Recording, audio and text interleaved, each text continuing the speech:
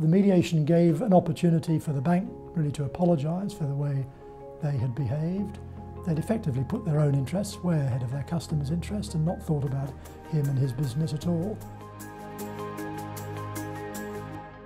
During a financial crisis, the bank had aggressively and without much notice demanded payment from a large group in the Far East whose principal was very well known, and the bank just decided they'd had enough and wanted to be paid.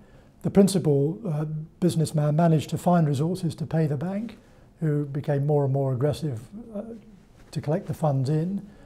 And when it was all over, he sued them for misrepresentation, alleged that he'd been missold various products, and was very angry at the way he'd been treated. Up until the financial crisis, the relationship had been good for both sides.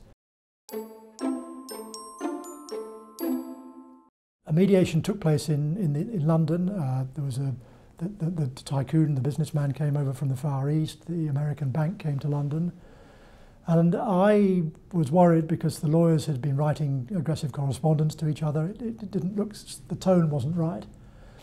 I spoke to both sides and thought that it would be much better if we could get somebody senior from the bank to come along, because by then the bank wanted to solve this matter. They recognised that this was a man of some substance in an area they did a lot of work, and it would be much better for them to resolve the case. So they sent a senior person from New York to London, and that was really appreciated by the businessman. He recognised that they'd taken it seriously, and it gave him an opportunity to tell the bank in no uncertain terms what he thought of them. Once that was done, the mood for discussing the ongoing issues became much, much easier. There were still issues to talk about, but everything had changed. The individual had got everything off his chest. The bank had really genuinely apologised and recognised they'd made a big error the way they'd handled it.